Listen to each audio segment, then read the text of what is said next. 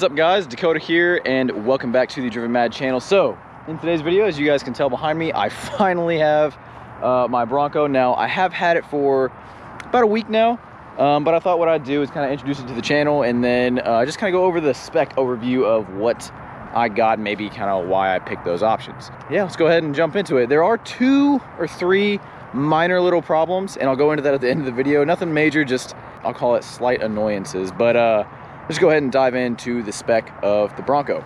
Okay, so my Bronco is obviously in Velocity Blue, which they said was supposed to be a late availability color, but the entire Bronco was late availability, so it didn't really matter. And I picked it because obviously if you guys are familiar with my channel, you guys know that the majority of the cars that I have are blue. I like blue, I just think it looks good. I didn't plan for most of the cars to end up being blue. It's just kind of what happened. Obviously it's a 2-door and it is a Badlands Sasquatch. So the Badlands is basically the equivalent trim level for Jeep as what the Rubicon is. So, and you can tell that it's a Badlands by this kind of gray silver grille here that's kind of perforated. That means that it is a Badlands. Wild Tracks will have this same grille but be black, a gloss black. And then obviously you get these steel bumpers. And so the main reason that I say it is the direct comparison to a Rubicon trim Wrangler is because it is the trim level that comes standard with locking front and rear differentials and a sway bar disconnect. This is the only trim that gets a sway bar disconnect, unless it's a first edition. Other than that, that's it. It's just this one. So that was really important to me because if you guys are familiar with my channel, I do actually take my off-road stuff off-road. And I do have a couple of plans for this as well as the 392. I just got to finish up planning it and take it on some trips and things like that. So that's why I went with the Badlands. Now, this is also a Badlands with the Sasquatch package, which is what that badge is right there.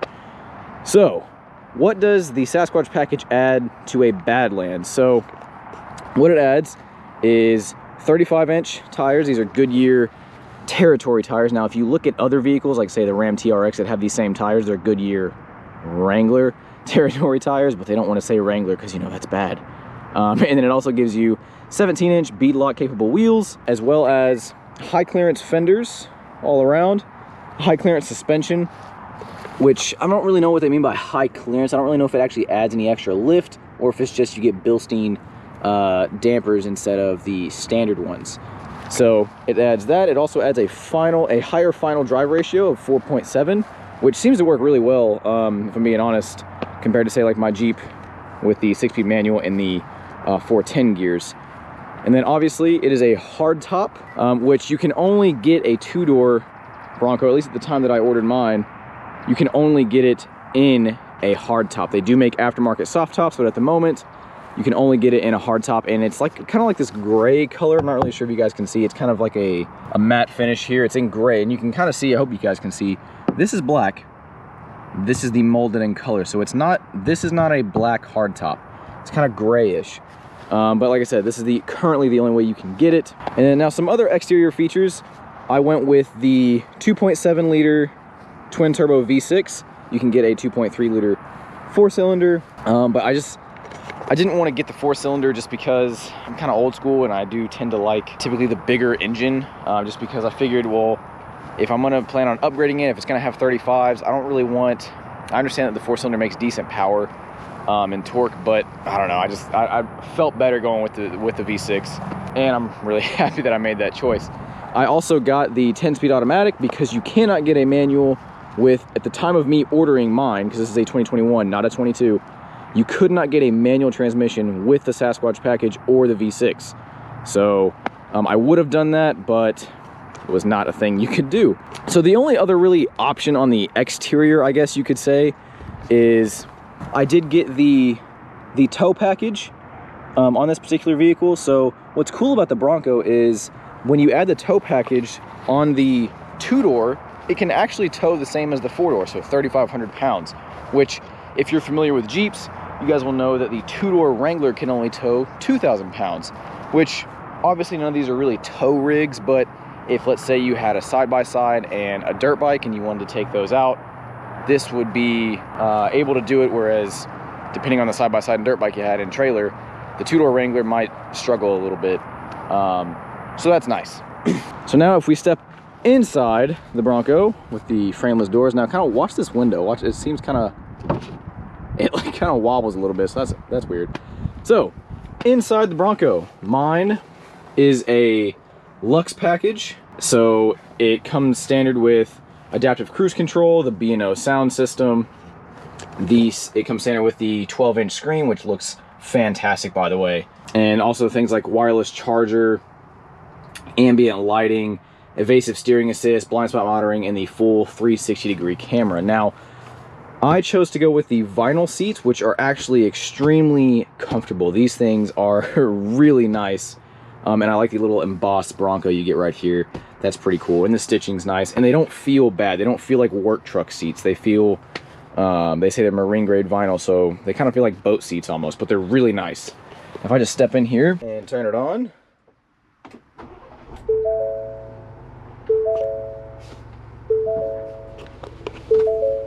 You guys can see here, so you get that nice center screen, center display that gives you a bunch of different information. No RPM gauge, it's right here. It's this little bar, which throws me off a little bit just because I'm not used to that. Like I said, it does have the 360 cameras, so when you pull it up, you can kind of see, and it's very clear. It looks very nice. And then up here are the main off-road features. So this first one, your sway bar disconnect, your front locker, which you can do independent of your rear, which I'm not quite sure if that's really beneficial or if it's just a cool thing to do. I'll have to try it out. Your trail turn assist, and your traction control, and then your hazards.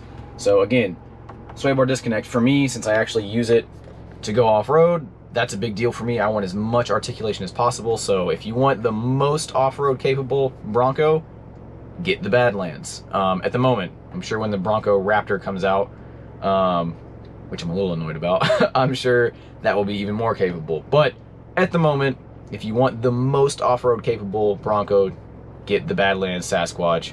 You'll be good to go. You also get these auxiliary switches up top, which I actually really like the placement of these. I just think it looks really cool. Kind of makes me feel like I'm in, I don't know, like Star Trek or something. Pretty cool. So again, I did get the automatic. It is a 10-speed automatic, and it seems to work pretty well. As far as the interior, I will point this out. So even though I did get the highest interior package, because I didn't choose leather for the seats, the steering wheel is not leather either. It is also vinyl, which isn't too bad, but I just thought I'd point that out. So even if you get the Lux package, which is the highest package you can get on the Bronco, you will not get a leather wrapped steering wheel. And then obviously on the inside, you can't really choose these accent colors. If you get a Badlands, every single Badlands will have this kind of orangish yellowy kind of school bus color on the inside, and then whatever exterior color you get will reflect on the inside, which that I like. That I wish you could change, but it's kind of like how in the Wrangler Rubicon the accents are red. And then obviously here's the rear seats, which actually are pretty comfortable, and they feel a little bit wider. Like the space back here feels a little bit wider than the Wrangler. Now obviously I will be going over the differences between this on the inside, outside, everything compared to my two-door Wrangler, so don't worry, those videos will be coming. I'll do direct comparisons between this and the two-door on and off-road, interior space, exterior stuff. So now let's hop out real quick and let's go over. Also, one thing I should point out, it is extremely quiet. Like, it's on right now, so the engine's on. You can barely hear it, so that's kind of odd. So now let's talk about the things that aren't really the Bronco's fault, but I'm a little disappointed with. First is, when I picked the Bronco up, if you guys look right here, right here, they drilled into the bottom piece of the grill here for the front license plate bracket, and that just looks terrible. Now luckily this right here is one whole piece, so it's not the entire front end, it's just this piece right here, which you can replace, which I'm getting done as soon as the parts are available. So that was a little annoying. The next is, if you guys see here, the accessory ready, you take that cap off, and then on the side of the roof right here is where the factory roof rack goes that you can buy from the factory. So what I didn't realize is that if you don't order it, like since I didn't order it with the roof rack, currently you can't buy it as an accessory, which kind of sucks, and I'm not really sure why, but you can't. I tried, and they said it's not even in the accessory catalog, so that kind of sucks, because obviously, you know, since these are still fresh, there's not a whole lot of aftermarket stuff for them. So I was just kind of hoping to buy that, be done, but it is what it is. And then the next thing is in the rear here, and this is a very small thing. But it just sucks that I spent money on it. So this mat right here, I was like, you know what? I plan on using it. I'm gonna throw stuff back here, so I want to make sure it's protected. But two things. One, I did not realize that right here is not carpet. It's kind of like this rubbery material, and you can't use these little hooks, these tie-down hooks, if you have this covering it. So I pretty much wasted, I don't even know what this was, like 150, 160 bucks on this. So that kind of sucks. But overall, so far, it's a really, really cool vehicle. And I also really love the way it looks. It has a lot of presence to it because it's so different, obviously. So anyways, guys, that's the Bronco. Kind of just wanted to give you guys an overview of the features that I chose and kind of the overall spec of my Bronco. So if you have any questions on it, please feel free, leave a comment down below, ask me whatever question you got on it. Let me know what you guys want to see on the Bronco. Like I said, this is definitely getting taken off-road. It is gonna get compared to the Jeep, whether it's a 392 or the two-door Wrangler, either one. So yeah, guys, I hope you enjoyed the video. If you did, make sure to give it a like and subscribe, and then click that little bell notification so you get notified for more videos on this, as well as the other vehicles, and maybe some more incoming. Who knows? Anyways, guys, I'll see you guys in the next one. Take care.